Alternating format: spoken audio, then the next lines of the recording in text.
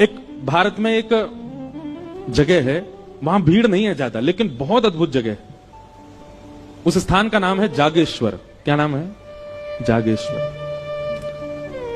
उत्तराखंड में कमाऊ एक क्षेत्र है, नैनीताल वाला।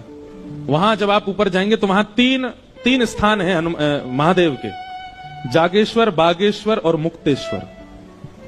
जीवन में कभी अवसर मिले तो उन तीनों स्थानों का दर्शन जरूर करना। और तीनों स्थान पता कैसे हैं? मुक्तेश्वर पहाड़ की चोटी पर है, बागेश्वर समतल में है और जागेश्वर नीचे पाताल में है। और जागेश्वर स्थान जो है ना, यहां पर महामृत्युंजय का जो मंत्र है वो वहीं प्रकट हुआ, जागेश्वर। इसीलिए उनका, वहां के महादेव का नाम है जागनाथ। वहीं से ही महामृत्युंजय प्रकट हुआ।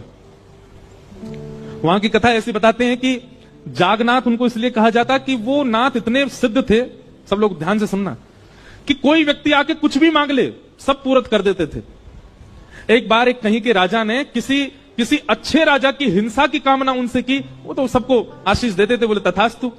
ये बात जब आद्य गुरु शंकराचार्य जी को पता चली तो शंकराचार्य भगवान गए और वहां जाकर के महादेव से प्रार्थना की, बोले कलिकाल आने वाला है नाथ, आप यहां सबकी मनोकामना पूरी कर देंगे। कलयुग में लोग कुछ भी मांग सकते हैं, इसलिए हमारी प्रार्थना है कि आप अंतर्मुखी हो जाओ। तब ठाकुर जी वहां पर शांत हो गए। नहीं तो महादेव से जो मांगो वो मिलता था। आज भी वहां नियम है, रात्रि 6-7 बजे मंदिर बंद हो जाता है।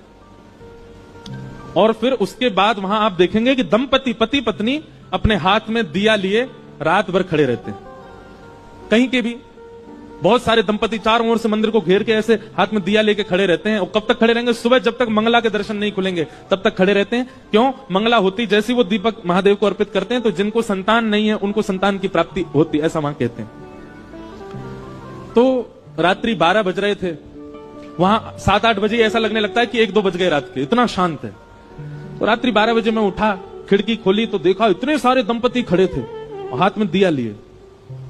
तब मैंने पूछा तो बोले, इस सुबह जब मंगला होगी तब दिया रखेंगे और इन सबको संतान की प्राप्ति होगी।